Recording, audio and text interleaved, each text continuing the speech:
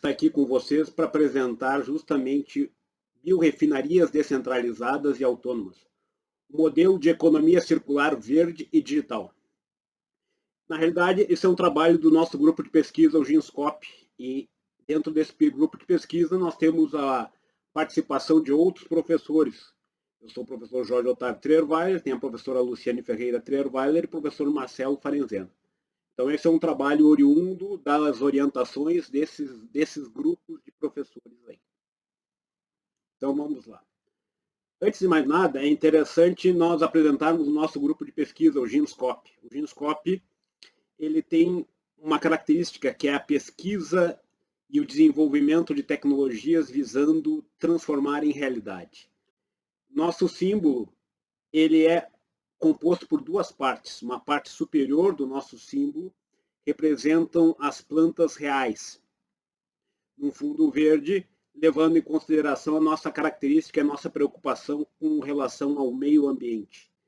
Na saída da chaminé nós temos uma folhinha, e na parte de baixo nós temos a parte de circuitos eletrônicos, mostrando que nós fazemos a abstração desse mundo real através do quê?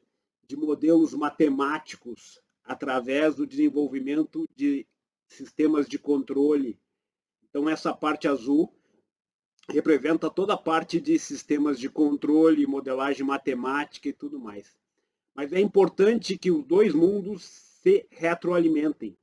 Então, essa é uma preocupação que nós temos sempre, de trazer o equilíbrio entre esses dois mundos, entre o mundo real e o mundo virtual.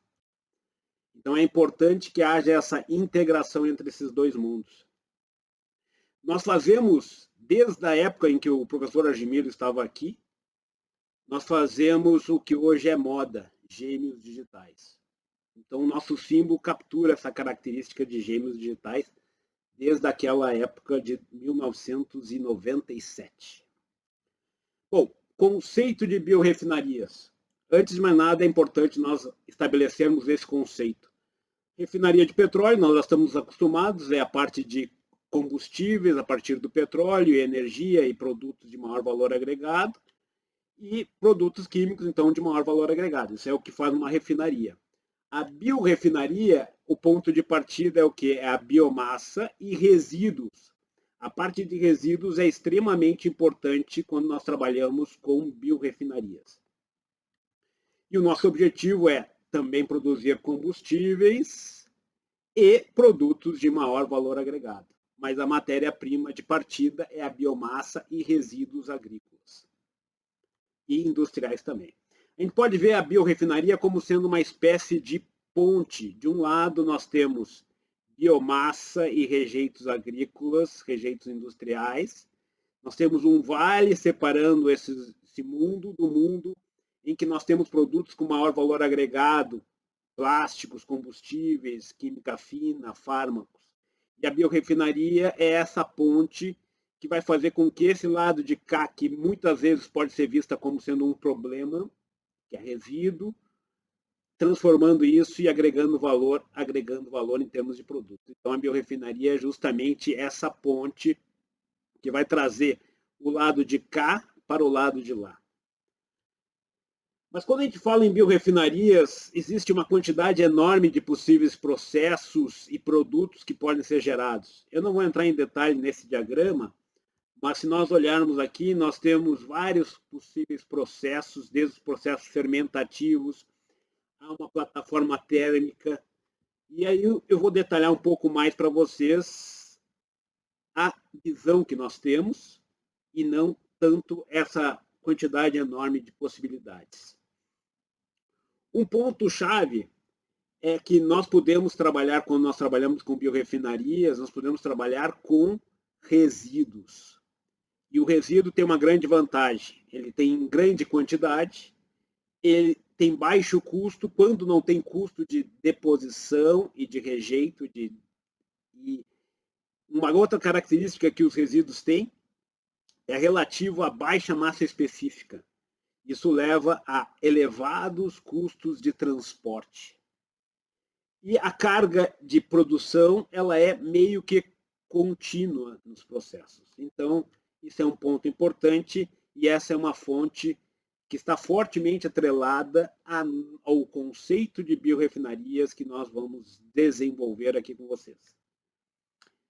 Mas um ponto-chave é que a biomassa e os rejeitos estão disponíveis de forma descentralizada. Esse é um ponto-chave. Nós temos que mudar o paradigma. Hoje o paradigma é qual? Processos em grande capacidade de produção, grande escala de produção. Nós temos que mudar esse paradigma para um processo descentralizado.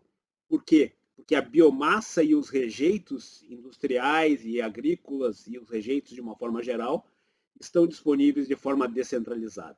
Aqui é só um comparativo do modelo atual, em que nós temos uma grande usina, nós estamos mostrando esse modelo atual usando como um maior sucesso de biorrefinarias no Brasil é a produção de etanol a partir de cana-de-açúcar.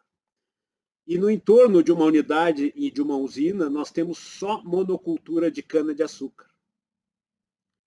E para nós termos uma ideia, nós precisamos, para a produção de um caminhão de etanol, nós precisamos de 14 a 20 caminhões de cana-de-açúcar.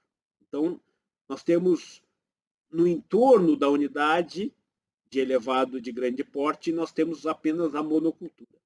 O que nós estamos propondo, ilustrando aqui no caso para cana-de-açúcar, mas não é o nosso foco a cana-de-açúcar, mas apenas para fazer um contraponto, nós estamos propondo um modelo descentralizado de produção.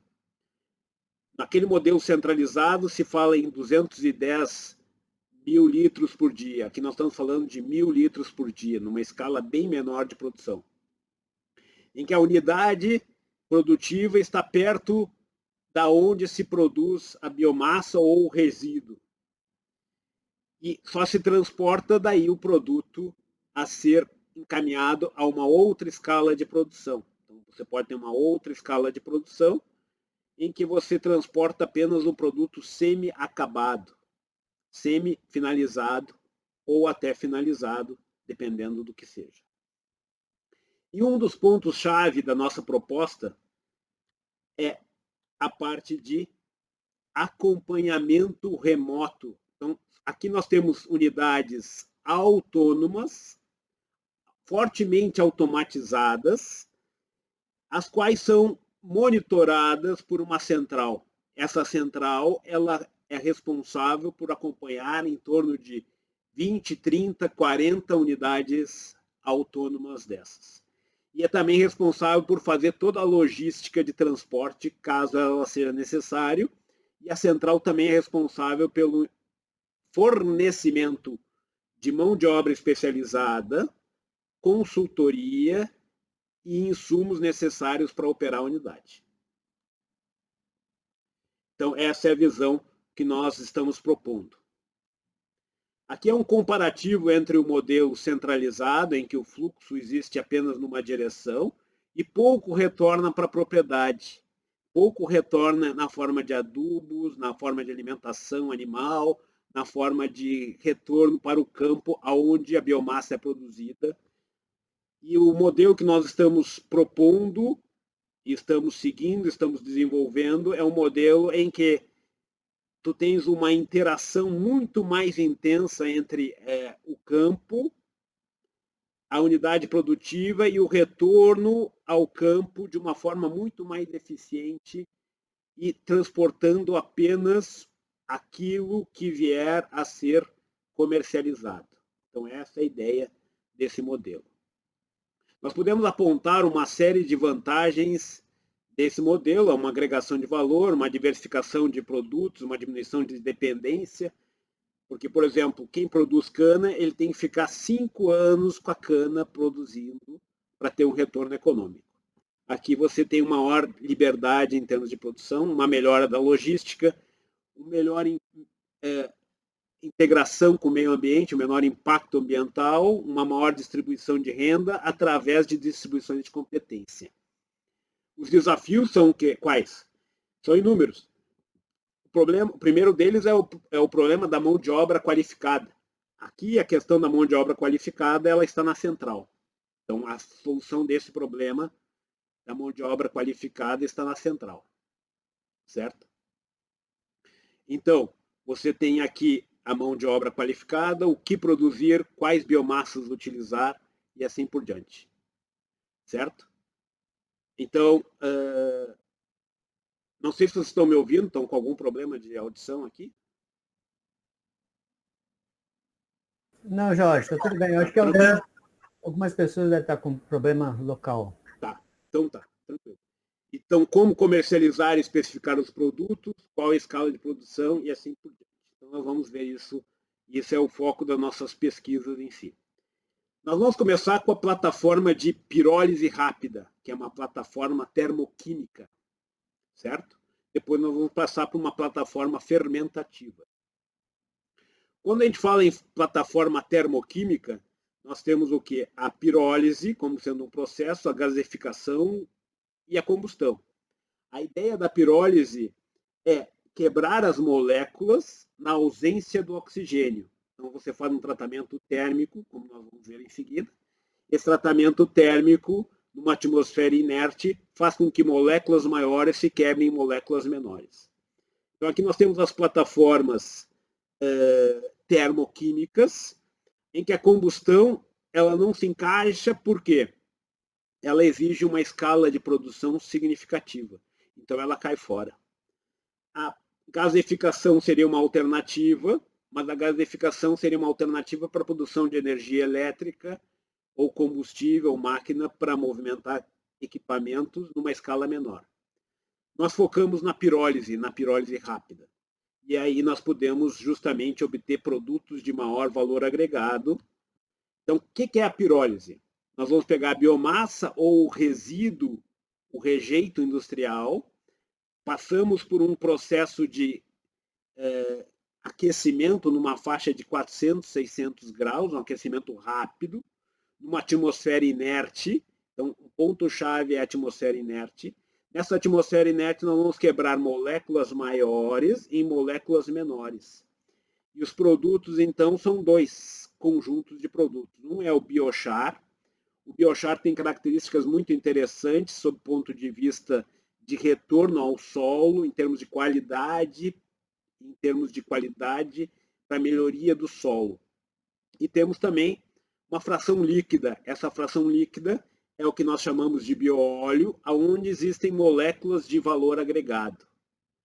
E os gases são utilizados para fornecer energia para esse processo. Então, a queima desses gases gerados são utilizados para a energia necessária para operar a unidade. Então, uma pirólise rápida bem feita, ela vai produzir em torno de 50% de líquidos, 30% de biochar e apenas 20% de gás. Quanto mais lenta for a pirólise, maior é a quantidade de carvão, ou biochar, menor é a quantidade de líquidos.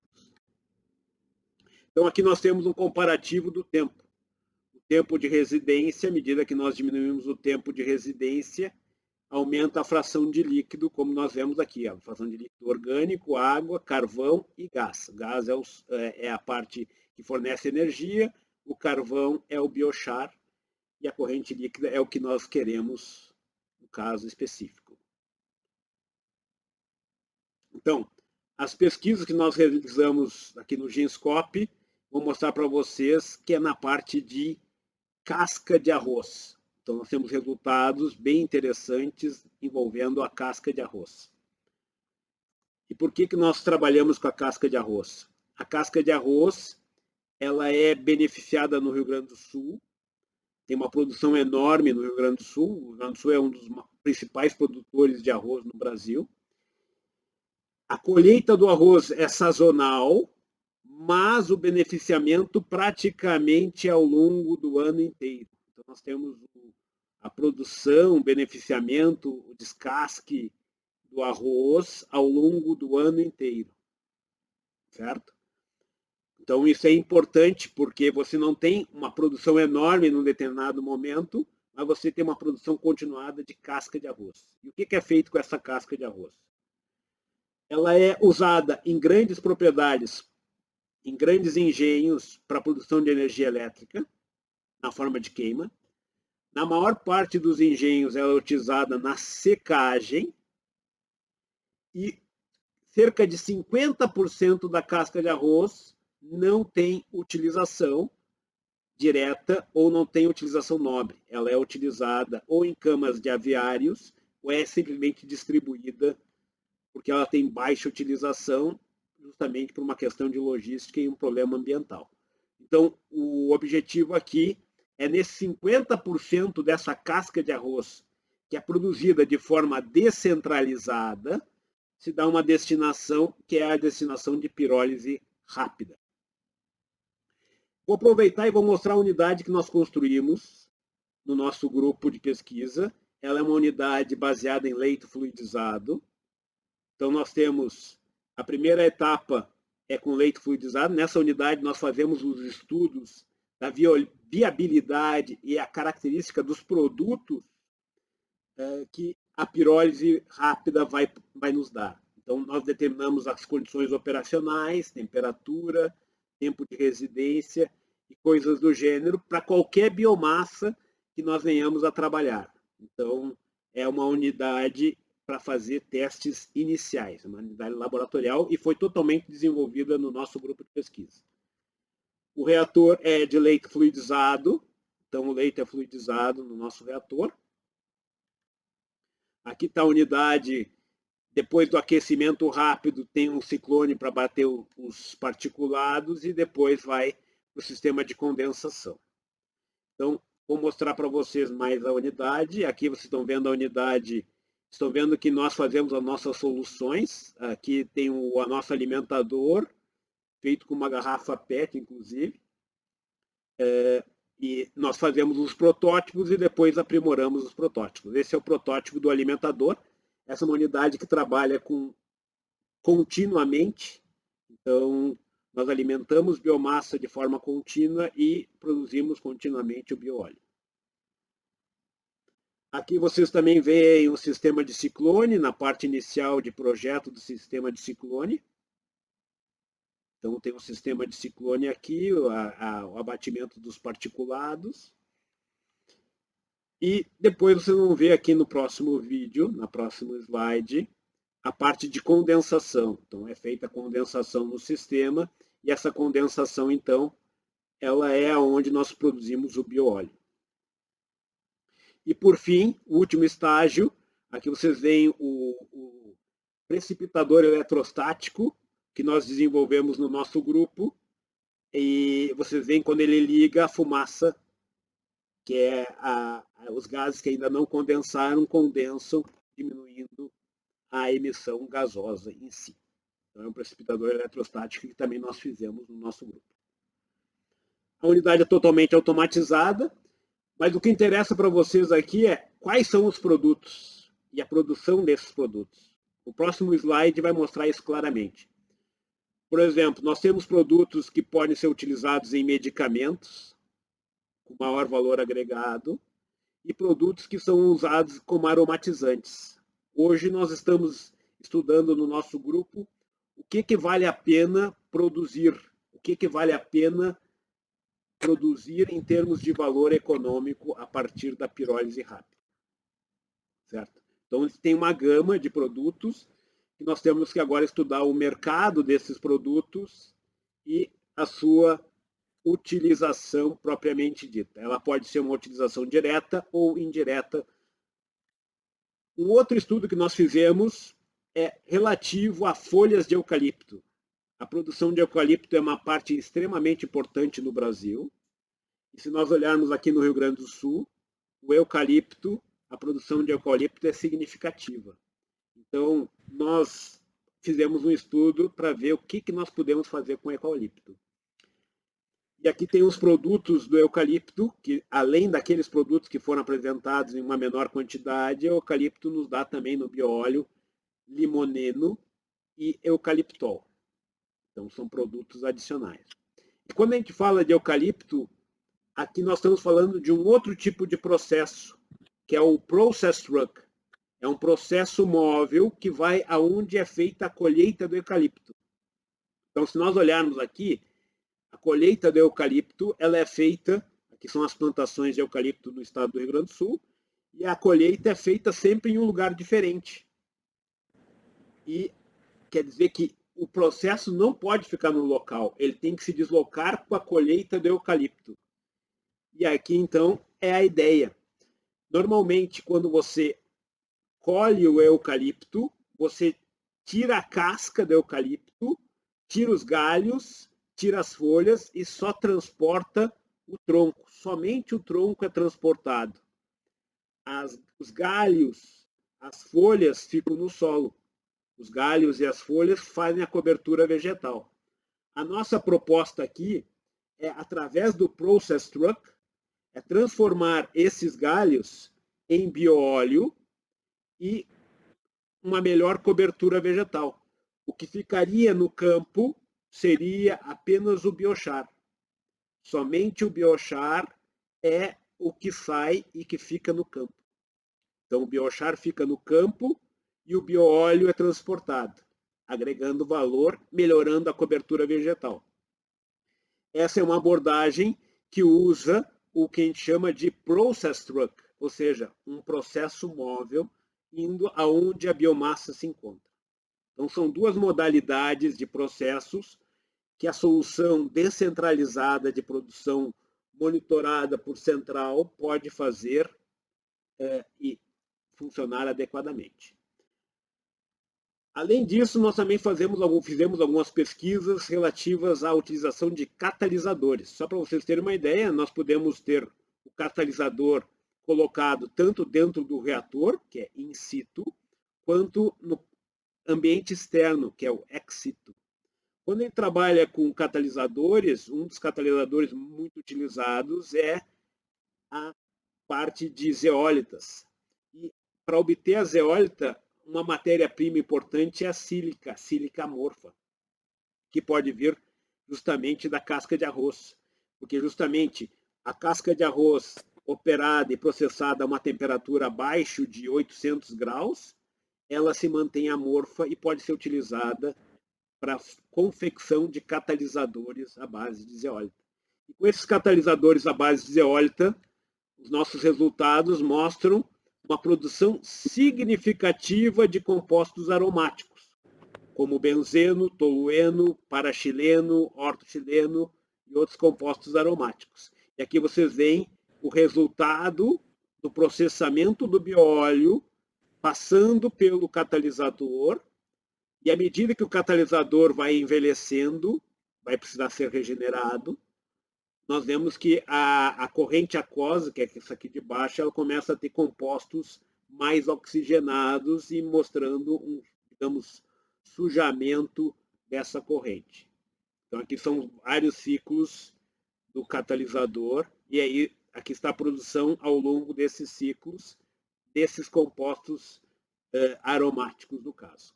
Claro que em compostos aromáticos, a produção descentralizada é questionável por uma questão de saúde e segurança operacional.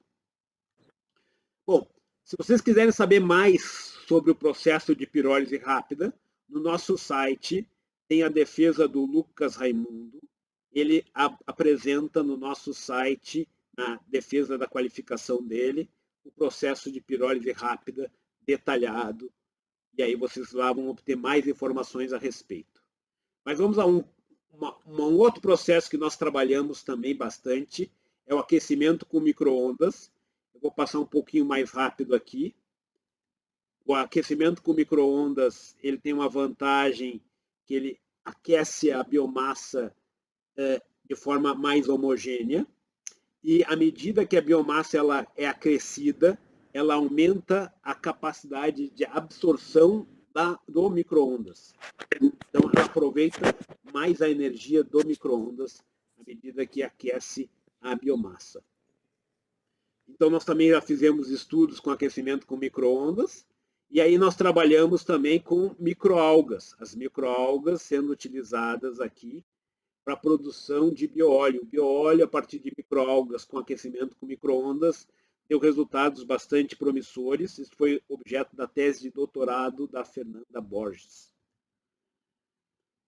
Então, aqui tem a relação, mas eu gostaria de já ir para o próximo passo. O próximo passo das nossas pesquisas também envolve a parte de produção de etanol de forma descentralizada. Na produção de etanol, nós vamos produzir álcool em gel, álcool, o etanol em si, e bebida destilada, e isso tudo a partir da batata doce.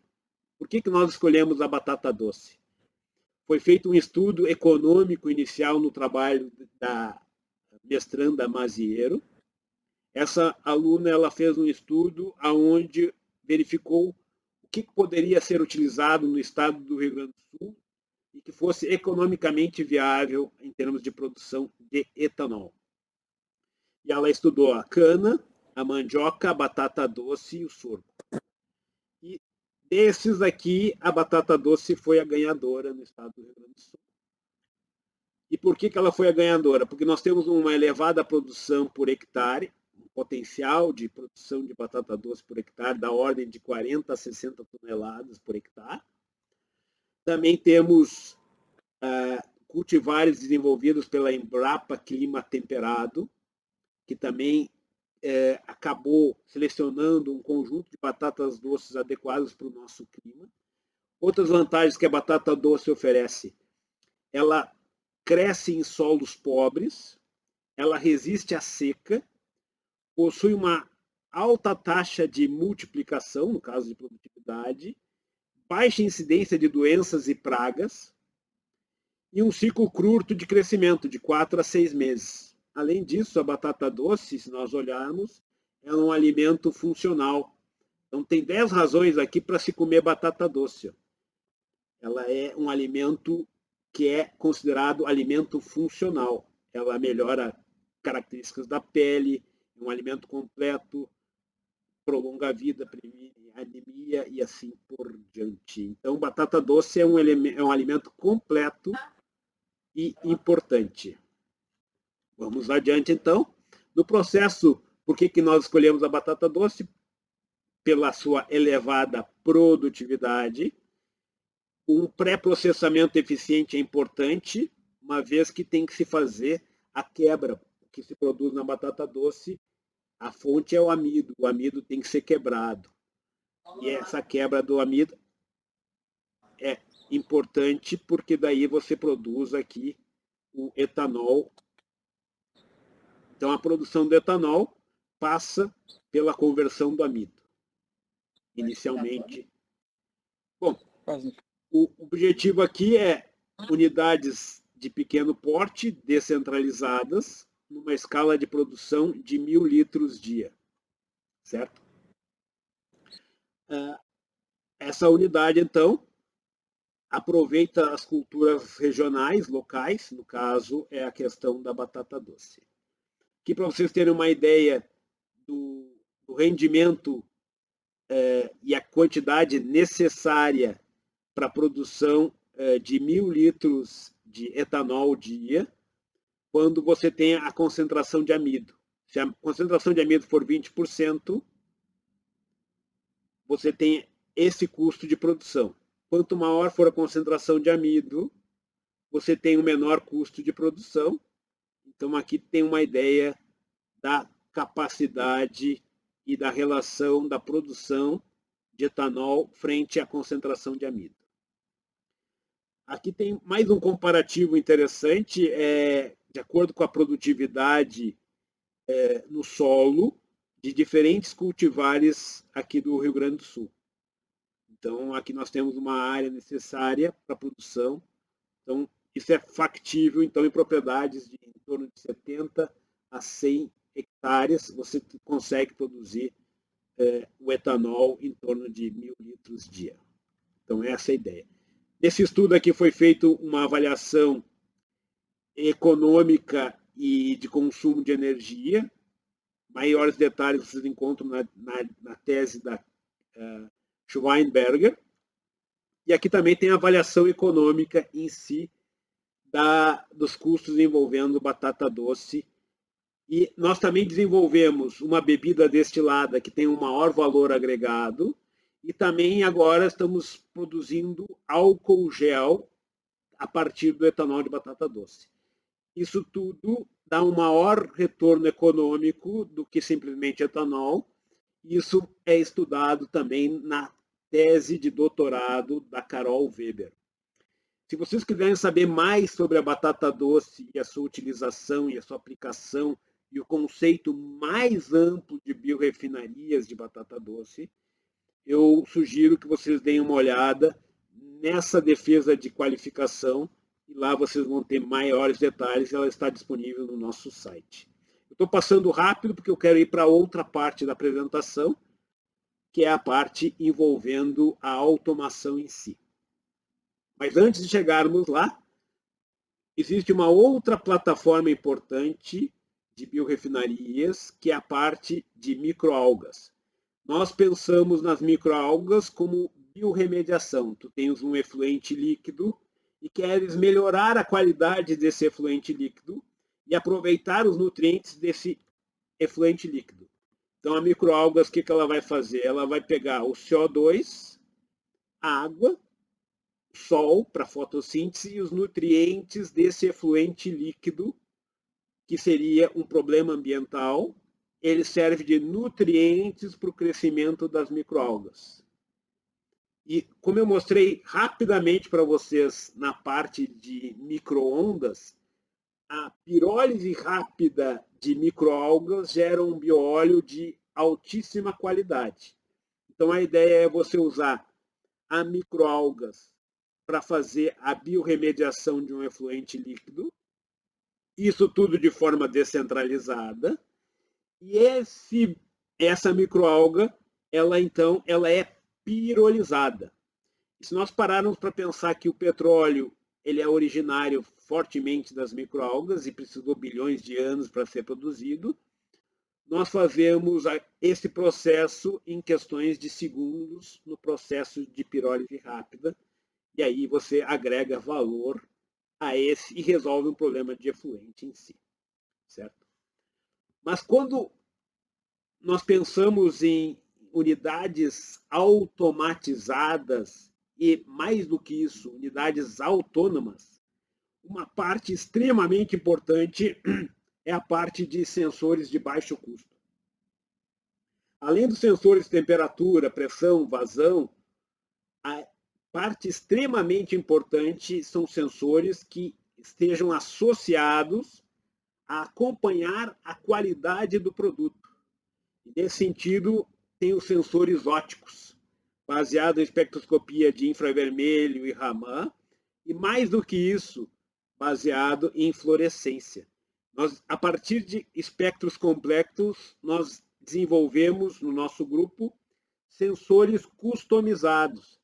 Aqui tem um sensor de fluorescência, e a vantagem desses sensores ópticos é que ele não entra e ele não é invasivo no sistema. Ele acompanha o sistema sem contaminar o sistema, sem prejudicar o funcionamento do sistema, e ele consegue acompanhar de uma forma mais eficiente o que está acontecendo em nível intracelular. Então, isso é uma parte importante, e nós temos desenvolvido, então, também sensores customizados a partir de excitação via LED e filtros para automação de processos baseados numa plataforma descentralizada de produção. Claro que para o desenvolvimento desses sistemas é importante você ter o equipamento completo. No nosso grupo de pesquisa nós temos esses equipamentos disponíveis. Então aqui nós temos aqui o que nós acompanhamos com fluorescência 2D, e aí nós podemos acompanhar o crescimento microbiano, podemos acompanhar produtos internos importantes para o metabolismo dos micro-organismos. E, consequentemente, nós conseguimos com isso, a partir da relação dessas grandezas com a propriedade que nos interessa, quantificar aquilo que nos interessa através de sensores e quimiometria de uma maneira geral. Nós convertemos o espectro nas grandezas que nos interessam. Então, nós temos uma linha completa de trabalhos nessa linha. Hoje, quem trabalha fortemente com isso é o Lucas Ranzan, e ele tem, então, desenvolvido vários algoritmos para esse fim.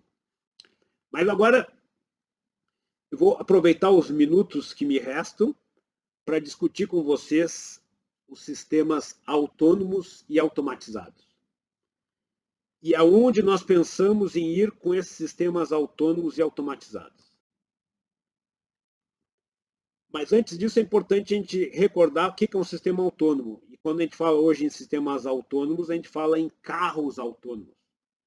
Nós temos desde o primeiro princípio em que você tem carros que não têm autonomia nenhuma, é totalmente controlado e operado pelo ser humano.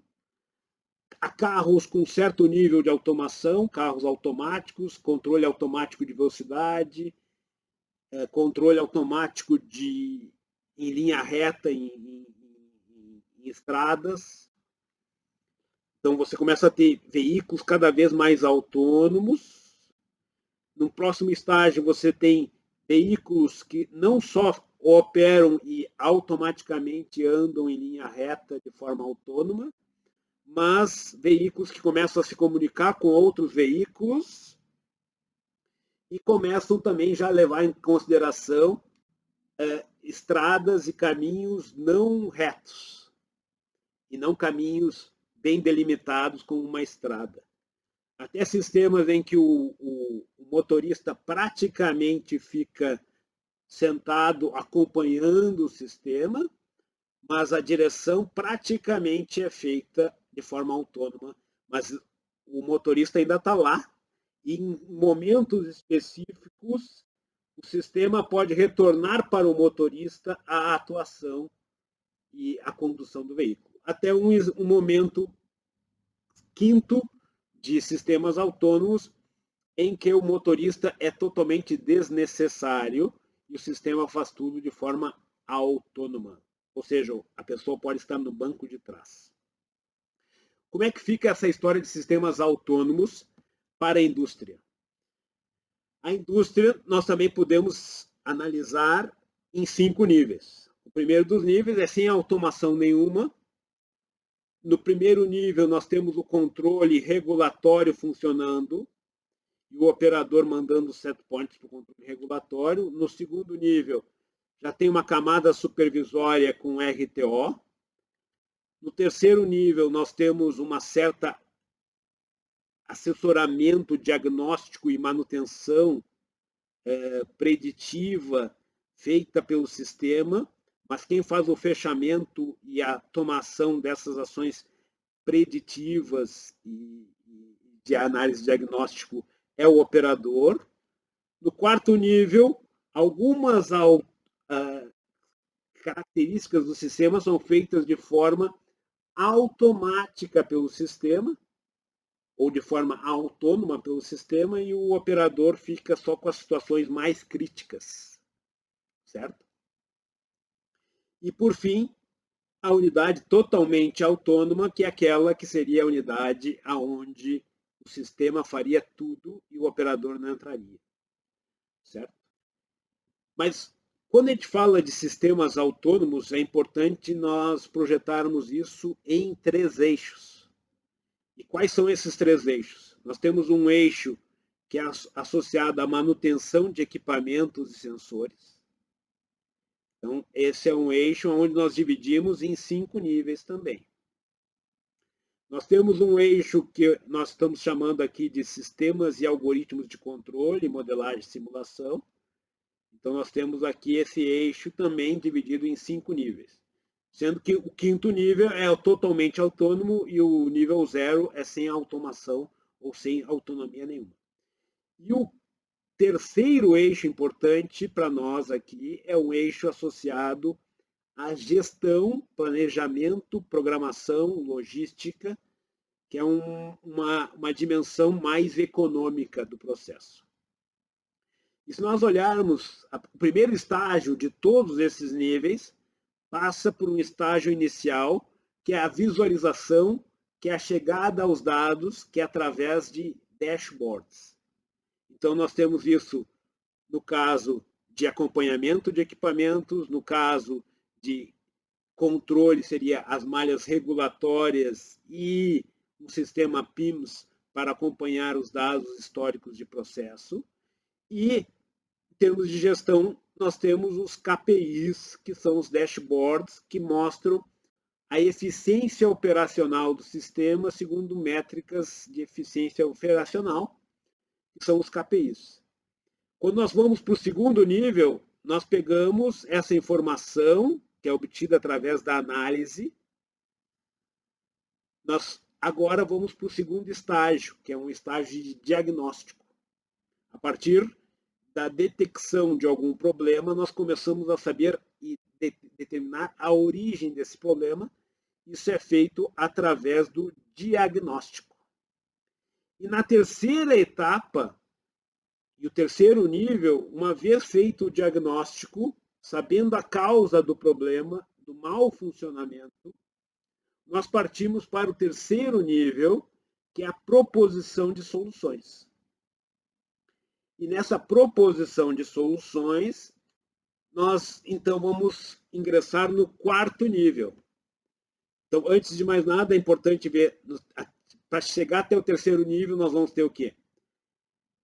Análise e avaliação do problema, se chegando aos dados e trabalhando com os dados. A partir desses dados, nós fazemos o diagnóstico desses problemas operacionais, caso eles existam. Então, aqui nós detectamos o problema, aqui nós fazemos o diagnóstico do problema, e uma vez corretamente diagnosticado o problema, nós podemos partir para o terceiro nível, que é a manutenção, a proposição de soluções. O fechamento dessas soluções e a aplicação e a implementação dela no nível 3, ela é feita pelo operador, pelo engenheiro.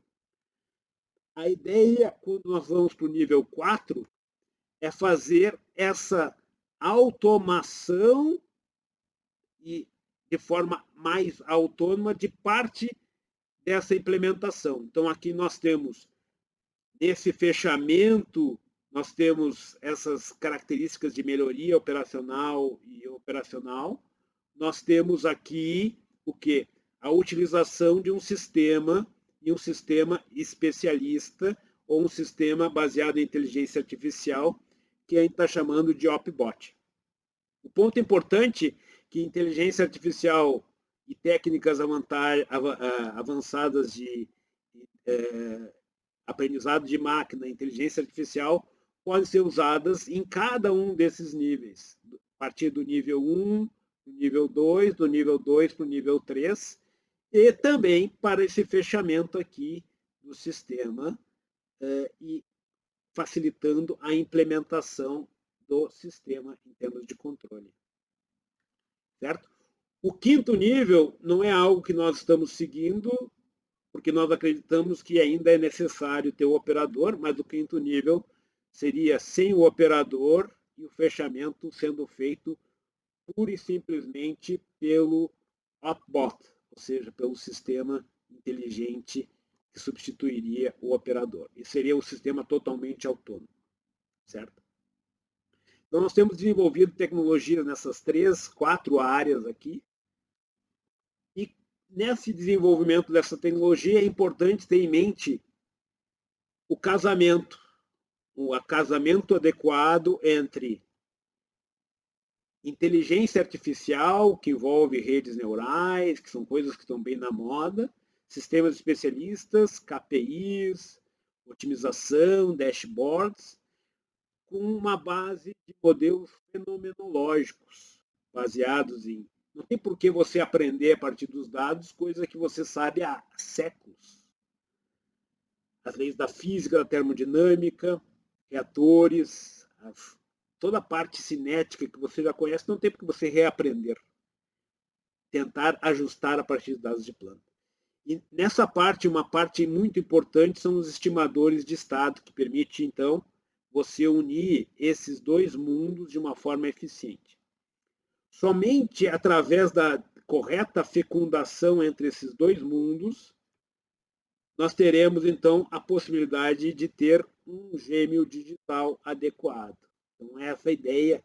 E nós seguimos no nosso grupo trabalhando com esses dois mundos que, para nós, se interlaçam e se integram de forma adequada. Bom, então, o que eu queria passar para vocês é que cada vez mais nós estamos buscando soluções baseadas em economia circular. Então, o que eu vou apresentar aqui para vocês é o roadmap na visão 2050 da Spire. Spire é uma parceria público-privada europeia. E eles estão o quê? Fomentando o quê? Economia circular. E os investimentos que eles vão fazer em termos de economias, em termos de parceria público-privada, sempre vão orbitar entre economia verde, economia circular e a utilização de uma matriz energética mais limpa. Então, essa figurinha ilustra essa visão envolvendo processos de inovação. Eles apostam muito na energia a partir de hidrogênio, captura de CO2 e economia circular. E um dos pedaços importantes dessa pizza é que, para viabilizar esse modelo aqui, eles apostam muito em digitalização, sistemas digitais, sistemas eficientes que trabalhem com os dados. Vocês conseguem, nesse site aqui, obter mais informações do que eles estão pensando para 2050. Bom, resumindo então, a mensagem que eu quis passar para vocês é que questões econômicas não precisam conflitar com questões ecológicas. Não precisamos pensar, é economia e não, é a ecologia, é o ambiental. Não, existe a possibilidade de nós encontrarmos soluções que sejam boas para os dois lados, tanto sob o aspecto econômico quanto sob o aspecto ecológico. Nós queremos a multiplicação desses dois. Ou seja, nós queremos soluções eco ao quadrado.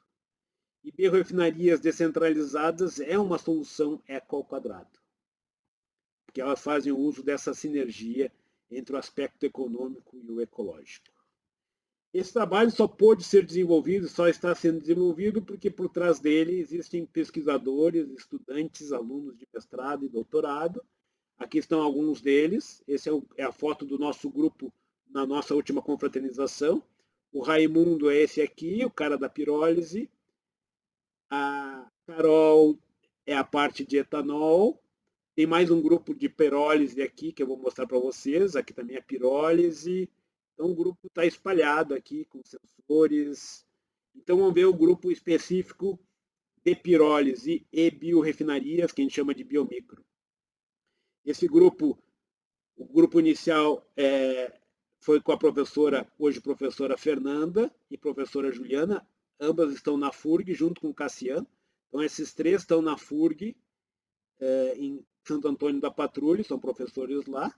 Então, com eles iniciamos a nossa trajetória. A Sara é essa aqui. E aqui está o grupo hoje, na nossa última confraternização da pirólise. Então, esse é o grupo que trabalhou fortemente associado a isso que eu apresentei para vocês. E com isso aqui eu apresento, então, as pessoas envolvidas nos mais diversos níveis e me coloco à disposição para tirar dúvidas e responder às questões que, porventura, vocês tenham. Espero ter sido útil a apresentação para vocês.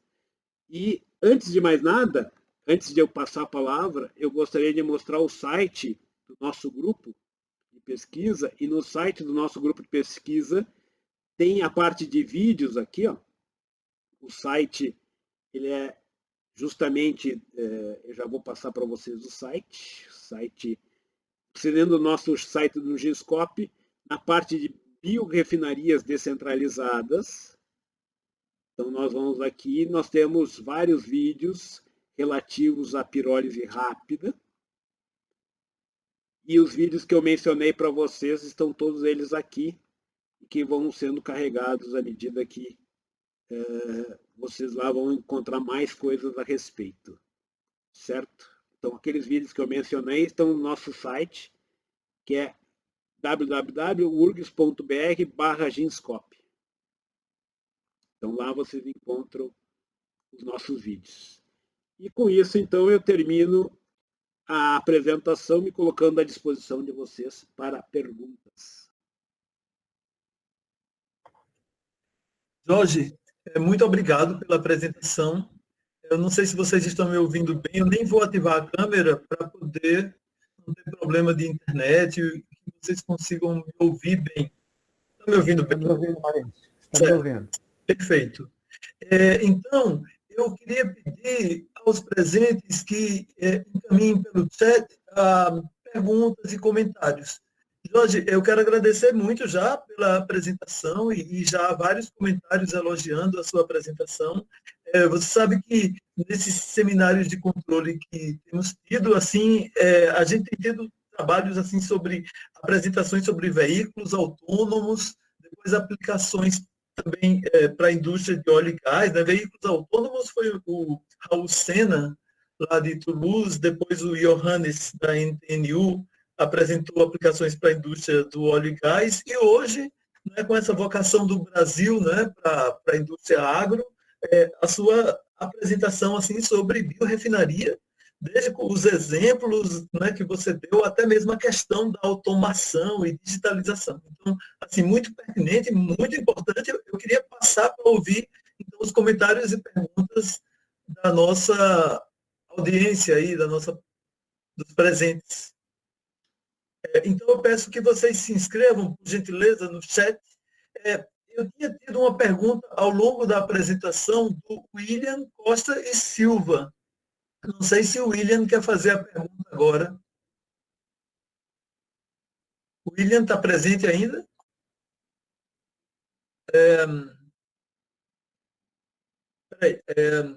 O William não respondeu, então eu vou passar para Guilherme. Respondeu, Maurício, ele está presente sim. Pois é, mas o William está me ouvindo? Vai fazer a pergunta? William? Sim. Então, William, eu vou passar para você na sequência e vou anotar aqui os próximos. Olá, boa tarde. Boa tarde. Está me ouvindo? Sim, estamos me ouvindo. Boa tarde, professor. Parabéns pela apresentação, muito informativa, muito interessante da área de engenharia química. A minha dúvida seria como que é feito o controle do inerte na pirólise, como vocês fazem esse ajuste na reação para garantir o sistema inerte? O ambiente inerte, no laboratório, ele é feito com nitrogênio, mas industrialmente isso seria impossível de ser feito. Então, o ambiente inerte industrialmente ou em escala, em maior escala, é feito com o próprio reciclo dos gases. Então, você recicla os gases são ricos em CO2, e aí você faz o reciclo desses gases para fazer justamente um ambiente inerte. Um ponto-chave que eu aproveito para apresentar e discutir para vocês, embora nós tenhamos feito no nosso reator em escala laboratorial, um reator em leito fluidizado, não é esse reator que nós estamos trabalhando para uma escala maior de produção. O leito fluidizado, ele requer um tamanho de partícula muito homogêneo, muito uniforme. E isso não vai funcionar para fazer a pirólise em termos de campo, né? Se vocês olharem a maior parte dos reatores de pirólise que você encontra em sistemas instalados são baseados em forno rotativo. E nós estamos desenvolvendo um outro sistema que eu não tenho como explicar aqui para vocês, mas a ideia é usar a inertização do sistema a partir do gás de reciclo e com isso, então, você consegue inertizar o sistema. Entendi. Obrigado, professor. Obrigado, Jorge. Seguindo aqui a sequência, eu vou passar para o Guilherme Salvador. Boa tarde, professor. Parabéns pela apresentação. Eu queria saber, naquele trabalho que vocês fizeram com uma planta em pequena escala de produção de etanol, né, de batata doce, essa planta já era autônoma e a análise econômica foi feita em cima dessa planta autônoma e, tipo, qual seria o ganho, assim, tirando a mão de obra, né, ela tipo, se pagaria assim por conta ou ainda não é algo viável de se implementar, está a caminho com a redução dos custos dos sensores? Muito obrigado pela pergunta, ela é bem pertinente, porque o que nós estamos pensando em fazer? Nós ainda não fizemos o protótipo dela, fizemos a avaliação econômica, sim. Hoje a avaliação econômica dela para a produção pura e simplesmente de etanol tem um payback de 6 anos, 5 anos, isso é um payback ruim. Mas se você produzir álcool em gel ou produzir a bebida destilada, o payback fica na escala de 1 ano e meio. Nós desenvolvemos uma bebida destilada, essa bebida destilada é o soju. Soju ele é a bebida destilada mais usada e mais bebida na Ásia. E se você produzir essa bebida destilada, que é destinada a drinks, você tem um payback muito rápido para essa unidade. E respondendo agora especificamente a detalhes construtivos da unidade. Nós, uma vez desenvolvidas as etapas, nós agora estamos fazendo o projeto de uma unidade dessas que fica dentro de um container.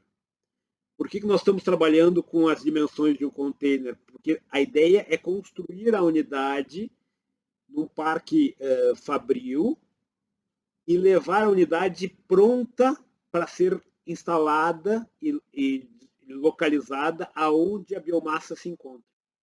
Então você não precisa levar mão de obra qualificada para onde vai operar a unidade. Então isso tudo é feito. Então o projeto que nós estamos fazendo agora é os equipamentos e a dimensão justamente que caibam dentro de um container. Não precisa ser um container propriamente dito, mas pelas dimensões do container, pela facilidade de tirar do processo do caminhão e colocar e instalar. Então, esse é um estudo que nós estamos agora no momento para justamente nós conseguirmos transformar esse conceito em realidade. A ideia agora é justamente essa. E nós também temos trabalhado com a questão de logística. A logística é fundamental.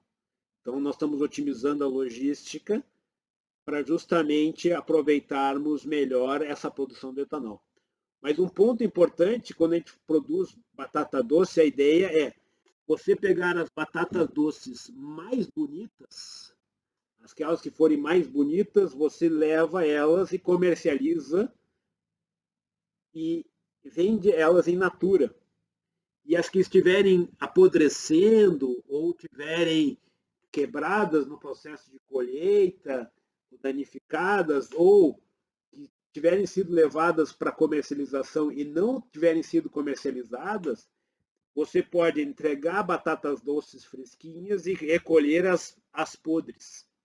Nossos estudos mostram que a batata doce com 25 dias após a colheita, ela está no ponto ótimo para a produção de etanol. Então você pode pegar aquelas batatas doces que ficariam estragadas, seriam simplesmente jogadas fora. Você pode, um modelo de negócio de economia circular adequado, você pode levar batatas doces novas para o mercado e trazer as que estão estragando. E hoje, pela facilidade que a gente tem de acompanhamento, você pode ter no local onde você vende a batata doce o pagamento dessa comercialização baseado naquilo que o comerciante vendeu de batata doce. E aquilo que ele não vendeu, ele te retorna.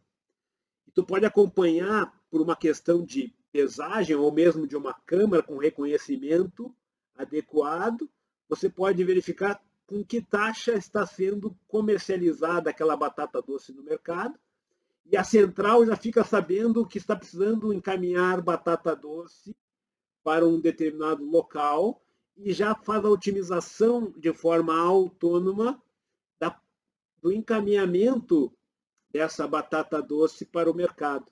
Então, são formas novas que se abrem de comercialização, que elas são permitidas pela tecnologia da informação, pela instrumentação a custo baixo, pela inteligência artificial, no caso de reconhecimento de padrões e quantificação do consumo, e a integração dessas coisas, tudo de forma a não necessariamente ter que passar com pessoas estarem fazendo esses passos.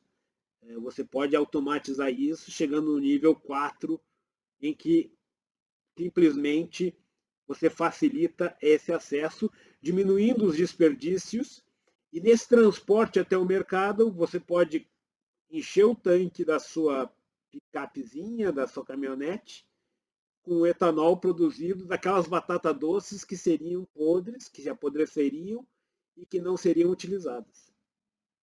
Então você não tem competição com o alimento, você leva para o mercado o alimento que o mercado vai consumir, na própria seleção da batata doce que vai ser consumida pelo mercado, você usa já reconhecimento de padrões, inteligência artificial, a seleção totalmente automatizada.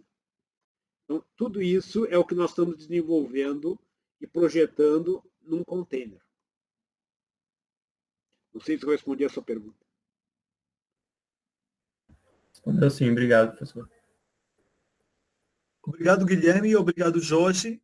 Jorge, Rosana Gouveia Maurício, ela fez uma pergunta, eu acho que ela tem uma dúvida, mas ela está sem microfone, então eu vou ler. Ela perguntou o seguinte: poderia falar um pouco mais sobre a obtenção de zeólita a partir de casca de arroz? Sim, inclusive já tem estudos de produção de zeólita a partir de casca de arroz. A ideia é que um dos pontos fundamentais na produção de zeólita é ter sílica, mas essa sílica tem que ser amorfa. Então, se eu queimar a casca de arroz, eu já inviabilizo aquela sílica que está na casca de arroz para a produção de zeólitas. Uma das grandes características que a casca de arroz tem é a quantidade enorme de sílica. E essa sílica, ela tem sido pouco utilizada e pouco valor é agregado a ela. Então, nós temos feito alguns estudos com relação à produção de zeólitas. Ainda não construímos seria uma autoclave para processamento térmico para obtenção dessas zeólitas. Nós fizemos um estudo preliminar na tese de doutorado da Juliana, que ela produziu catalisadores, mas não necessariamente a partir de sílica da casca de arroz. Mas lá ela apresenta como se produz os catalisadores, no caso específico que ela estudou, na pirólise catalítica.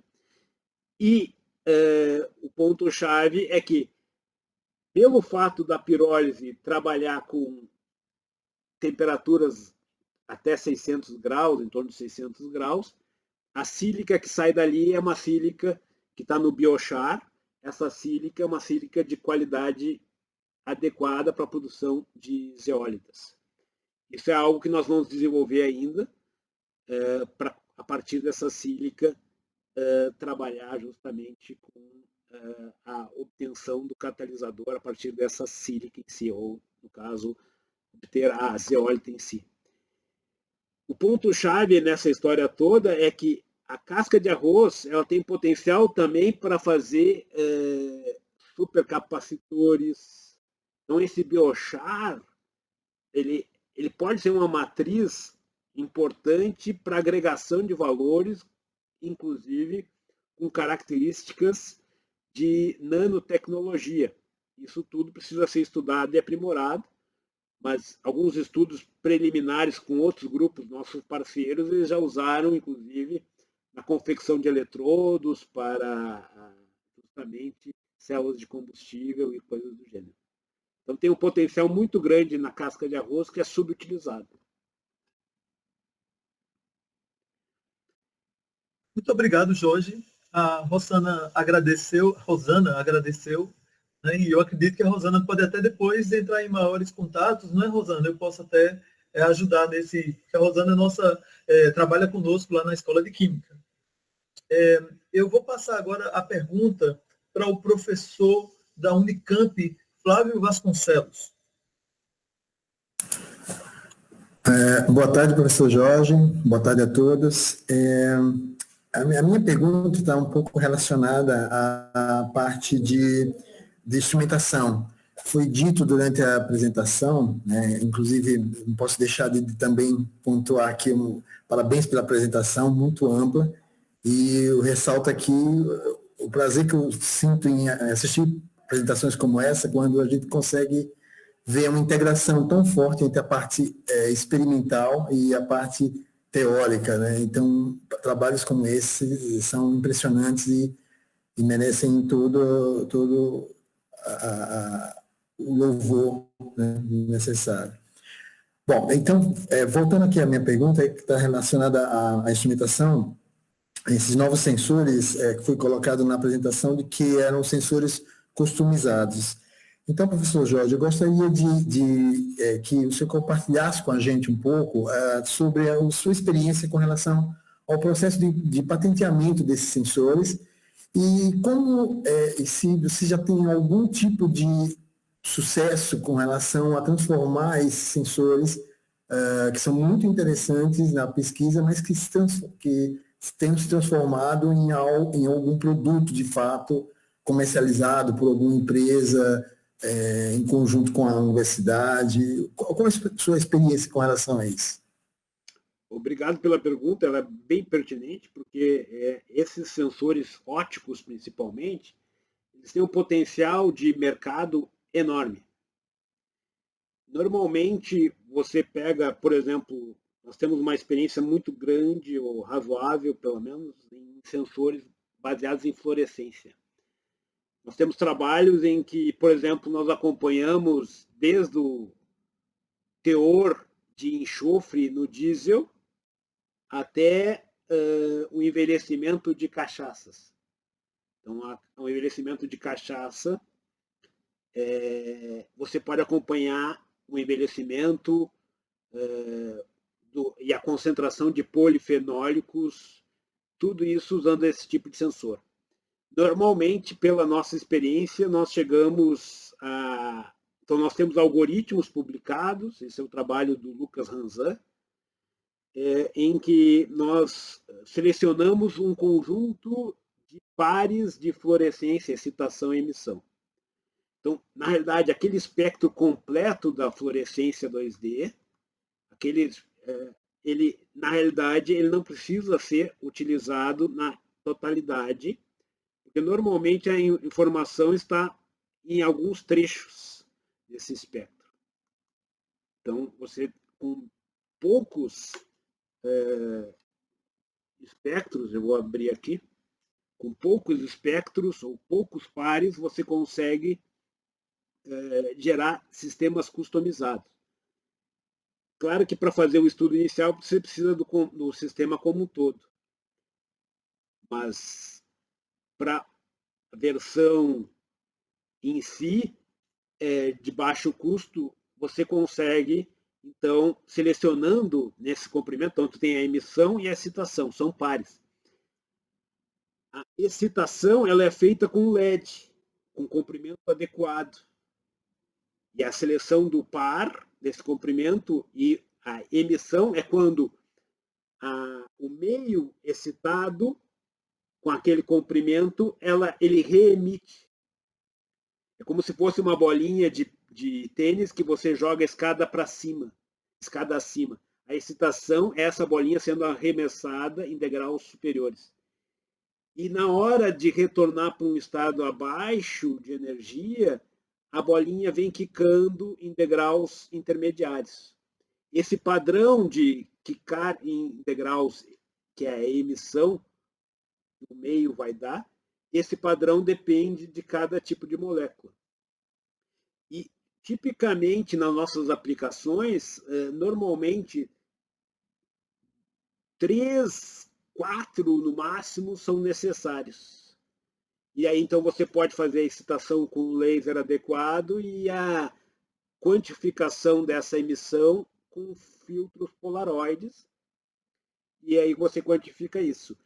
Nós ainda não fizemos nenhuma patente nesse sentido, mas existe um potencial grande de aplicação industrial, porque daí você consegue trazer um equipamento que custa da ordem de R$200 mil, R$300 mil, traduz esse equipamento numa aplicação industrial de baixo custo, que envolve LEDs e filtros polaroides adequados, e com isso você consegue, então, reduzir os custos e agregar valor. Então, essa é a ideia. Isso aqui, quem tem feito isso também são os nossos parceiros alemães, no caso é o professor Hitzmann. Lá ele já fez alguns customizados envolvendo a produção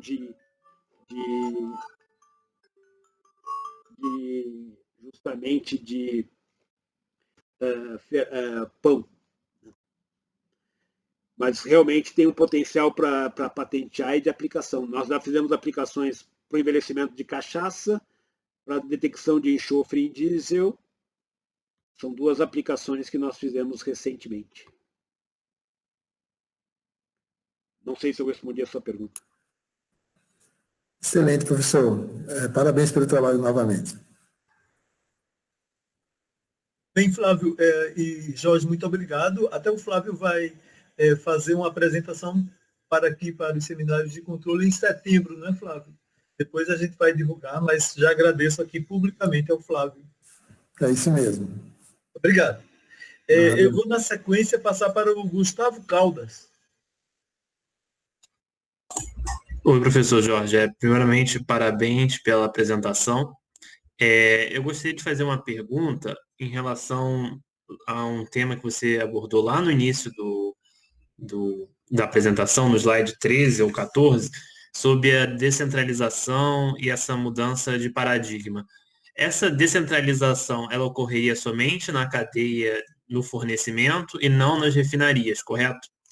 Porque o que me chamou a atenção é como ficaria viável em termos de escala, né? Em termos de economia de escala e economia de escopo. Obrigado.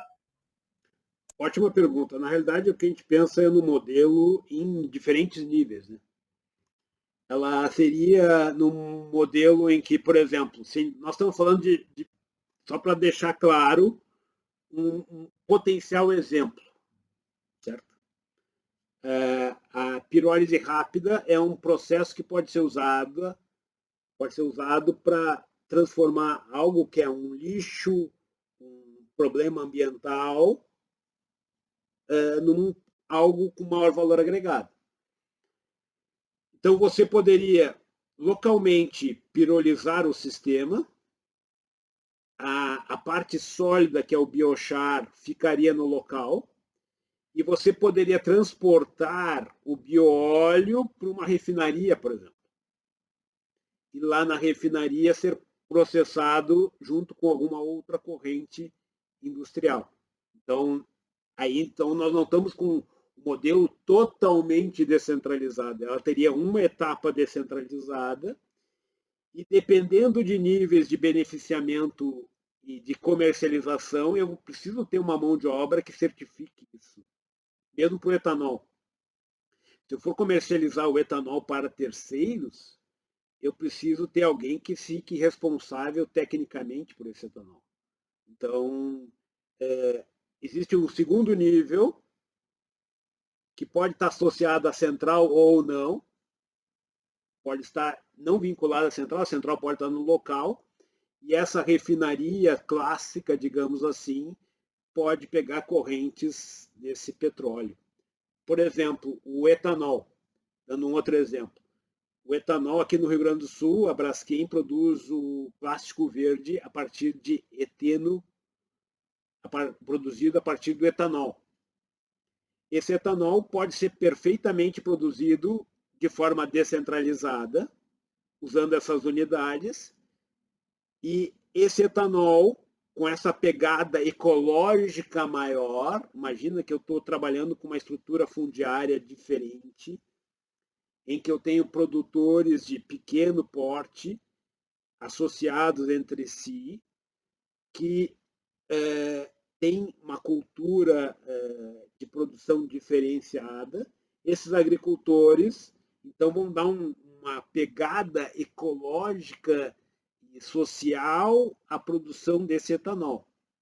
Aí esse etanol, em lugar de ser comercializado em termos de combustível, ele pode ser a matriz para a produção do etanol necessário para o eteno verde.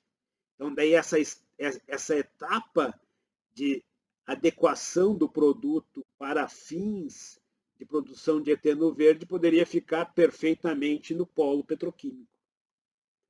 Então, é um trabalho com níveis diferentes e abre uma perspectiva de agregação de valor com uma pegada social bem interessante, que é a pegada envolvendo o quê? Famílias que vão agregar valor aos seus produtos numa economia circular. E eu não vou precisar trazer o etanol que vem de trem de São Paulo para produzir o plástico verde aqui no Rio Grande do Sul. Então, essa escala, não é que o modelo ele é contra o modelo central, ele, digamos, agrega valor ao modelo central de produção. Não sei se eu respondi a sua pergunta. Sim, Jorge, acho que sim. O Gustavo, então, muito obrigado pela pergunta, ao Gustavo Caldas. E eu passo na sequência para o Felipe Araújo e depois a gente tem o professor Agimiro. Então, agora é o Felipe Araújo. Tá me ouvindo? Sim. Sim. Beleza. Pessoal, primeiramente, obrigado aí pela apresentação. É fantástico a linha de pesquisa. Ressalto aí a ideia de focar em utilizar matérias-primas de biomassa que não competem, né, com os alimentos, né? Com o exemplo da cana, por exemplo, que seria competir só usando casca de arroz, batata que seria descartada. Então, acho interessante esse ponto. E a pergunta está um pouco ligada com a pergunta anterior, que é sobre a questão da economia de escala, né? E a pergunta é a seguinte: esse processo descentralizado é novo para mim, então achei realmente bem interessante, mas você não tem o ganho de escala para sua produção local, né? Onde está sendo descartado. Então, a viabilidade econômica disso vem do fato que aquela empresa teria aquele passivo ambiental, que seria um custo do descarte. Você usa esse crédito dentro da sua análise econômica para poder dizer que é viável, ou você consegue terceirizar um serviço e dizer que é possível um outro ator, né, chegar ali e utilizar esse resíduo para poder produzir esse bioóleo, se isso vai gerar um produto, vamos dizer assim, comercializável, né, independente daquilo seu não passivo ambiental. E se sobrar tempo, se você quiser discutir um pouquinho também do que o senhor espera dos desafios de operar uma unidade descentralizada, né, em termos de operação, em termos de controle. Aí, se eu quiser discutir um pouquinho mais também. Beleza? Obrigado. Obrigado pela pergunta. O ponto-chave, eu dividi ela em duas partes. Uma, por exemplo, na parte de batata doce, nós definimos a escala 1.000 litros por dia, porque é uma escala que daria com uma mão de obra relativamente de 2 pessoas, uma produção e numa escala de 1 turno só de produção, e com isso ela fecharia tranquilamente as contas e seria competitiva. Hoje nós chegamos a um valor de 1,35 o litro do etanol a partir de batata doce. E, claro, sempre pensando, é aquela batata doce que não seria comercializada para fins humanos, né? E aí, o problema todo é que se você vende para terceiros, aí duplica o valor e aí onera a produção em si. Mas, falando agora mais especificamente dos resíduos, se nós pegarmos aqui no estado do Rio Grande do Sul, o lixo é um resíduo. O lixo ele é transportado para aterros sanitários e é um enorme passivo ambiental, e nenhuma prefeitura quer colocar em qualquer lugar o lixo, porque aquilo ali é um passivo e um problema posterior para ela. Então, tem prefeituras que levam o lixo a 500 quilômetros de distância para colocar em Minas do Leão, num aterro sanitário. Imagine agora, eu tenho nessa situação específica do lixo. Eu tendo uma unidade de pirólise rápida, eu vou processar esse lixo, vou agregar valor, e o que precisa ser transportado, se for necessário, ele pode nem ser necessário que seja transportado, porque daí eu inertizo o lixo e deixo ele algo estável, pronto para ser retornado no solo, por exemplo, ou em alguma coisa do gênero, melhorando as características do solo. E obtenho um bioóleo que pode ser pós-processado numa escala maior, por exemplo, e com isso eu resolvo um problema ambiental. Então, hoje em dia, várias prefeituras estão investindo no processo de pirólise rápida para resolver esse passivo ambiental que é o lixo. Com relação à casca de arroz, a casca de arroz, nós estamos agora justamente estudando o que a gente pode fazer economicamente com o produto que ela gera. Nós não chegamos a fazer uma avaliação econômica completa, que nem nós já fizemos para o etanol, específico da casca de arroz, mas a nossa ideia é, a partir de uma avaliação econômica adequada, tendo em mente que é um resíduo a custo baixo ou nenhum custo, você está agregando valor, e com isso, então, você viabiliza, porque você não está só obtendo um produto com maior valor agregado, você está resolvendo o problema ambiental, um problema de aterro, um problema de disposição da questão do produto em si. Então, é meio que cada caso é um caso, mas o fato de ser um problema para uns, isso é um potencial, porque você está resolvendo o problema ambiental específico, agregando valor a ele. Dando um outro exemplo, por exemplo, serragem de madeira. Serragem de madeira tem um potencial enorme para ser pirolizada. Então tem coisas que, para alguma indústria, casca de amendoim, casca de soja, qualquer casca de qualquer coisa que eu não tenho uma utilização, eu tenho o potencial de resolver o problema disso através da pirólise. Então, eu resolvi meu problema ambiental e com potencial de agregação de valor. E o estudo desse potencial nós conseguimos fazer através da nossa unidade laboratorial. Então, nós sabemos o potencial de produtos e a gama de produtos que podem ser gerados a partir daquela biomassa ou a partir daquele resíduo. E depois é projetado um sistema específico para aquele sistema em si. E agora, falando questão do controle em si. Um dos grandes problemas do controle dessas unidades, e um dos grandes problemas em geral, em termos de controle de processos de pirólise e gasificadores, é o depósito de alcatrão, que entope o sistema.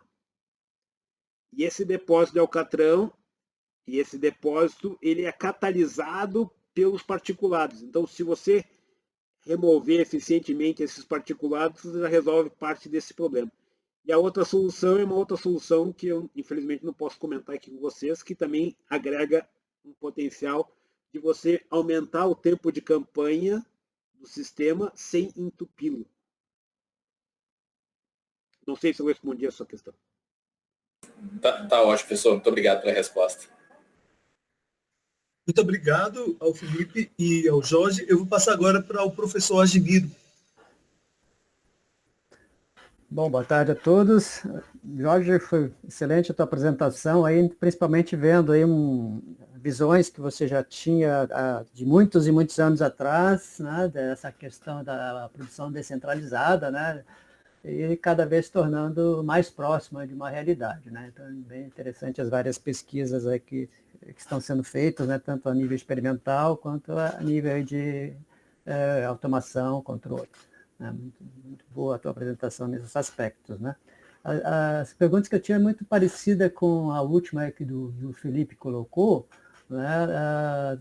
Tanto no aspecto dessas unidades descentralizadas, né, que eu imagino também que, por exemplo, quando se produz o bioóleo, né, claro que para você chegar aos produtos finais vai ter que passar por toda uma etapa de separação e processamento que tem que ser numa unidade mais centralizada, né, tipo uma cooperativa, né, como é que se faz hoje com o sistema de leite, por exemplo, né, você faz toda a distribuição, centraliza e faz o processamento em uma unidade de maior escala, até para a questão de economia de escala, né.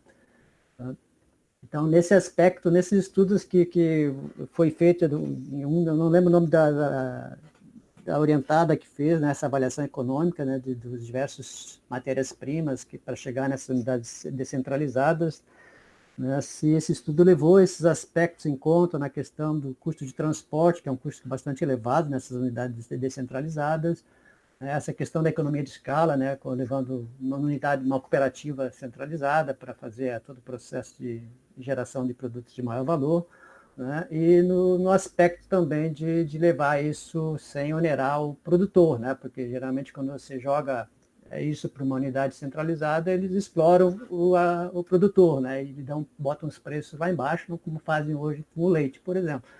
Né. Então, eu queria ter uns comentários em relação a isso. Né? E uma outra questão, né, também ali, em continuar o trabalho do Felipe, né, na questão da automação, né, ou unidades mais perto de ser autônomas, né? Por exemplo, tomando como exemplo aí o caso da batata doce, né, que imagino que deve ter algumas etapas aí de lavagem, né, de remoção de terras e tudo, que deve ser o agricultor lá que deve fazer isso antes de encarregar para a unidade, né? E aí você até comentou, né? Estava dentro do questionamento, né? Dessa questão de começar acúmulos de impurezas e tudo, e a unidade não funcionar adequadamente e a pessoa que conhece a unidade está remota, né? Como é que ela fica monitorando esses aspectos nessa abordagem que você viu aí de diagnóstico, né? De monitoramento, como é que ela vai atuar e qual é a robustez desse sistema, né? Frente a, por exemplo, falhas de comunicação. Eu sei que são vários aspectos aí, mas são alguns tópicos. Tem bastante coisa para conversar, mas só para tomar algumas perguntinhas. Bom, vamos começar com... Antes de mais nada, a gente tem que recordar que o pró-álcool, quando ele nasceu focado em mini-destilarias, microdestilarias. Isso é lá pelos idos de 1970. Mas aí o pessoal viu que a descentralização era inviável economicamente e o aumento de escala era fundamental para a agregação de valor e diminuição de custos fixos. Só que hoje nós temos uma nova possibilidade. Por que nós temos uma nova possibilidade? Ou seja, aquilo que se mostrou inviável no passado, hoje pode ser viabilizado pelos seguintes motivos. Primeiro, hoje nós temos um acesso à comunicação muito superior ao que nós tínhamos no passado.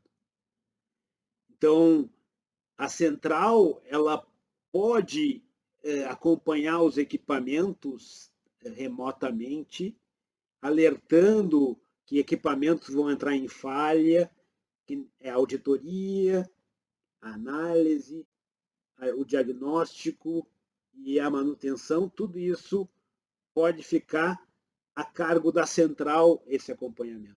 Então, é um serviço que a central pode oferecer para aquela unidade descentralizada. Então, isso não tinha em 1970. Hoje, você consegue acesso à internet ou via satélite ou localmente, dependendo da proximidade da cidade que você trabalha, e você consegue oferecer, então, um serviço diferenciado, que é esse acompanhamento. Outra grande questão que não se tinha lá em 1973, ou 1970, que quando surgiu o pró-álcool, é que a instrumentação hoje está mais barata, a automação está mais barata, A automação está muito mais barata. O preço da automação caiu significativamente. Assim como a facilidade de comunicação aumentou significativamente. Então, isso tudo cria um ambiente que permite com que você acompanhe unidades descentralizadas de uma forma eficiente que no passado não existia. Então, há espaço para você procurar integrar a unidade. Então, dando o exemplo da produção de etanol, o agricultor, um consórcio de agricultores ali, a batata doce, o resíduo, tudo fica ali na terra, o aproveitamento da folha e tudo mais, que também é estudado em outros trabalhos que a Carol fez, tudo isso é feito de forma descentralizada e todo o resíduo que aquilo ali pode, que seria um resíduo em grande escala, aquilo pode virar alimentação animal e pode ser usado de volta no campo. Aí não tem a logística de voltar para o campo que já está no campo. Eu só transporto aquilo que precisa ser processado numa outra escala. E o agricultor tem a liberdade, porque ele pode decidir: eu vou vender minha batata doce, mais batata doce para o mercado ou menos batata doce para o mercado. Eu não fico atrelado a um único comprador. Então, são espaços de modelos de negócio que são diferentes e que abrem uma perspectiva diferente. Mas devido a essa facilidade da comunicação e da instrumentação de baixo custo. Sem essas duas coisas, isso seria inviável. Sem essas duas coisas, não tem como eu ratear uma mão de obra qualificada em várias unidades. Então, a ideia é você ter o pessoal qualificado na central, dando apoio a 20, 30 unidades. Até agora, nós não chegamos a fazer esse sistema, nós estamos na parte de projeto dos containers. A ideia é fazer containers, os processos seriam containers, ou process trucks, e nós ainda não fechamos o equacionamento e não temos o sistema para ser testado. Então, ainda são questões a serem respondidas. Mas o que eu posso dizer é que existe esse potencial, e esse é um potencial que está calcado na melhora da logística, né, em termos de transportar aquilo que interessa e não tem o transporte inverso. E com isso, então, tu agrega valor a uma comunidade, diminuindo a quantidade de rejeitos localmente e agregando valor em termos de produto. Eu sei que a tua pergunta foi ampla, mas espero tê-la respondido pelo menos parcialmente. Sei, mas como é que vocês estão pensando nisso em termos de robustez dessa unidade autônoma, né, em frente a essa, né, o que fazer, né, frente a uma falha se você está de unidade remota e localmente talvez a pessoa não tenha experiência em lidar com situações anormais, né? A ideia é que nem uma máquina copiadora, né? Imagina que se eu pedisse para todos vocês como é que se faz e como é que funciona uma máquina copiadora, a gente pode até ter uns princípios básicos de como funciona uma máquina copiadora, mas mesmo nós não sabendo como o sistema funciona, nós sabemos tirar cópia. Sabemos que temos que colocar o original numa posição com baixo treinamento e alimentamos o papel e apertamos normalmente um botão verde de dimensões um pouco maiores que sai a cópia e tem configurações básicas que a gente aprende e consegue tirar cópia. A grande vantagem que você teria é que a central está acompanhando a utilização dessa máquina Xerox, ou essa máquina copiadora, digamos assim. E usando as mesmas técnicas que nós usamos e desenvolvemos para acompanhar plataformas de petróleo, nós conseguimos dizer, olha, esse equipamento tem uma estimativa de vida útil maior, menor, tem uma maior chance de falha, uma menor chance de falha. E aí eu posso usar técnicas de manutenção preditiva para justamente apontar se aqueles equipamentos estão funcionando adequadamente e qual é o potencial de falha. E apontando um potencial de falha maior, eu posso, dentro da logística de buscar produtos, entregar produtos que a central faz, ela pode priorizar a ida de uma equipe técnica no local para fazer uma manutenção. Além disso, o cara na central e o cara na planta, eles conseguem se comunicar rapidamente através de uma interface que é o celular. Então, a interface homem-máquina possível de comunicação é o celular. Hoje nós fazemos videoconferência, atuamos, integramos, e tudo isso mais facilitado do que no passado. Então, eu vejo que nós estamos à beira de transformar esse modelo em um modelo real. Tem que ser uma unidade assim, que dá para dar um shutdown, né, imediato, né, só com remotamente ou mesmo localmente, apertando o botão vermelho, né, sem dar muito processo complexo de shutdown. Né? Sim, aí é viável. Né? Tá ok, Jorge. Obrigado aí pelas respostas. Parabéns aí pelos trabalhos. Né? Obrigado. Jorge, como é que você que tem conhecimento assim de como é que está o grau de maturidade dessas plataformas termoquímicas, por exemplo, fora do Brasil, na Europa, do ponto de vista do controle automático e digitalização, hoje em dia? Eu não sei te dizer exatamente, tem algumas iniciativas em vários lugares. O que eu posso te dizer é o seguinte, nós aqui no Brasil estamos relativamente bem, ou não estamos piores. A nossa tecnologia está com TRL 3.4. E só para teres uma ideia, nós tivemos uma parceria com os Estados Unidos, em que o Raimundo foi fazer parte do doutorado sanduíche dele lá. E nós trouxemos o pesquisador de lá para cá, para nos assessorar. E, na realidade, o que aconteceu? Em lugar de nós termos agregado tecnologia deles para nós agregamos tecnologia nossa para eles.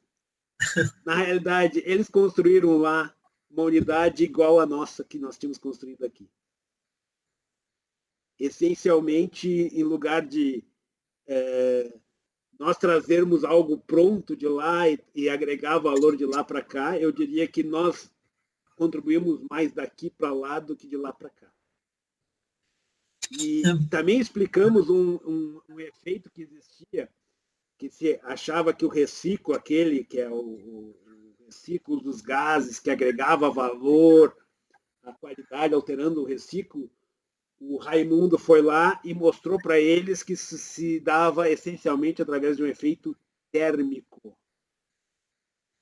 Em outras palavras, às vezes a gente não valoriza o que é nosso, às vezes a gente não valoriza bem e acha que a gente sempre é um complexo vira-lata, mas na realidade eu estou para te dizer que eles não estão nem melhores do que nós, e nós temos um potencial em termos de crescimento muito grande. Mas eu estou falando de uma iniciativa em si.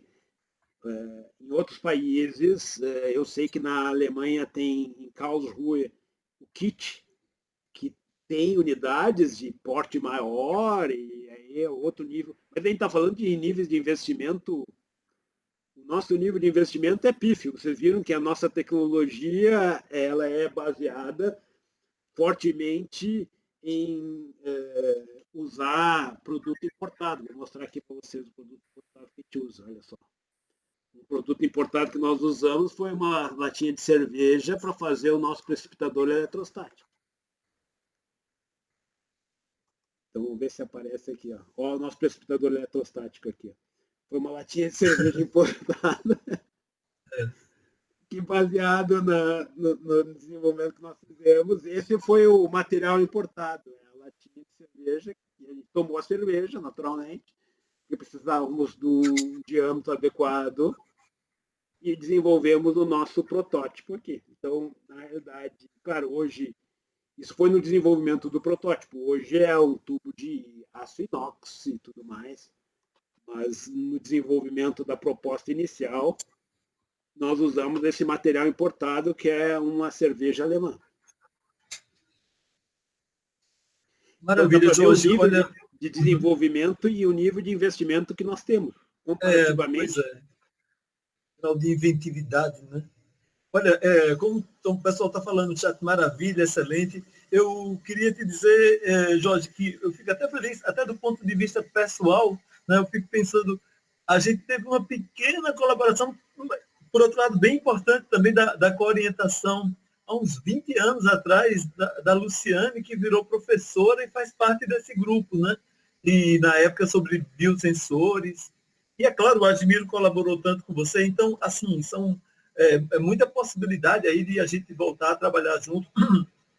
Trabalhei um pouco com gaseificação, com o pessoal da Petrobras e da Coop Mecânica. Então, é um tema, assim, muito atrativo. A sua palestra foi excelente, né? Como se percebe pelo interesse geral. Eu queria dizer que a sua palestra ela é implicitamente uma palestra comemorativa de aniversário do nosso seminário, sabe? A gente está completando, nesta semana, no dia 12 de agosto, o primeiro ano. A primeira palestra foi o ano passado, do Alexandre Vanderlei, da Petrobras, que apresentou sobre Deep Learning, né? Então, a sua comemorou, assim, muitíssimo bem assim esse primeiro ano das nossas palestras. Então, Jorge, muito obrigado. Quero agradecer em nome de todos, assim, né, da audiência, do Lades, todos que estão assistindo. Eu chamei a atenção do pessoal. O próximo seminário vai ser feito pelo Tiago Vaz, da Universidade de Itajubá. Ele vai falar justamente sobre uma questão importante no caso de falhas, por exemplo, né, atuadores virtuais para sistemas de controle tolerantes a falhas. Então, o Tiago tem bastante experiência, fez seu doutorado nesse tema, até orientado pelo Flávio Vasconcelos e pelo professor Luiz Cláudio, da Universidade Federal de Uberlândia. Então, estão todos convidados já para a semana que vem. Eu vou devolver a palavra para o Jorge, se quiser dar alguma palavra final, agradecendo muitíssimo. A Luciane se manifestou aqui também. Muito obrigado a todos do seu grupo, seus alunos e pesquisadores. Jorge, também, muito obrigado. Vou devolver a palavra para você. Então, só para finalizar, eu gostaria de agradecer a oportunidade. Essa aqui era uma palestra STEP, ou seja, no que surgisse uma lacuna, a gente apresentaria. Ela é o resultado de um grupo de pesquisa, eu sou apenas o porta-voz desse grupo. Eu gostaria, então, imensamente de agradecer pela atenção de vocês, pelas perguntas, espero ter contribuído de alguma forma. E as cooperações são fundamentais, inclusive aquela cooperação que nós tivemos há mais de 20 anos, ela foi fundamental porque, graças a ela, minha esposa, eu a conheci, e graças a ela nós tivemos um produto que é nossa filha, e se não fosse isso, não teríamos tido nada disso. Então, a integração é fundamental. Parabéns mesmo, Jorge e Luciane. Enfim. E só para finalizar uma coisinha, eu vejo que no Brasil a gente tem chances de recursos para cooperar externamente e poucos recursos para cooperar internamente. Os projetos de pesquisa normalmente são mais com universidades no exterior, a gente busca mais isso e às vezes a gente esquece uma cooperação nacional que há um espaço interessante e importante a ser seguido. Acho que a gente poderia até passar períodos como professor visitante em uma outra instituição, seria muito produtivo, né? Mas não sei se o Admiro quer também dar alguma palavra de encerramento antes de a gente terminar a sessão de hoje. É exatamente esse comentário que o Jorge colocou, né? Maior interação a nível nacional é importante, né? E a gente precisa disso, né? Então, acho que... Mas temos como fazer isso mesmo sem recursos, né? A gente tem que mais vontade de todo mundo, né? Interagir, e aí depois os meios a gente acha, né? É o que nós estamos fazendo aqui agora, né? Exatamente. A gente está olhando aqui rapidamente, tem gente da UFBA, né? Tem da Universidade do Porto, nesse caso do exterior, né, de Portugal, a professora Ninoska participou, o professor que é da UF, o professor Flávio, como a gente já comentou, da Unicamp. Eu posso estar perdendo mais algum outro nome, mas a gente tem tido participação, né, de gente da USP também, aqui, pesquisadores da USP. Então, a gente está tendo uma integração boa, muito boa. Esses seminários mostram que tem essa vontade, né, das pessoas se integrarem e participarem. Então, e essa área nossa de PSE, né, tem grandes chances de colaboração entre as demais áreas, né, e entre nós da comunidade, né. Então, esse trabalho que o Jorge mostrou aí, né, grande interação com o pessoal da área de catálise, da área de bioprocessos e assim por diante, né. Então, tem bastante interação, então essa área propicia isso, né. Então, muito bom. Eu queria até pedir para o Carlos me corrigir. Pode falar, Carlos, por favor, porque ele não é mais da UFBA agora, né? É da Universidade Federal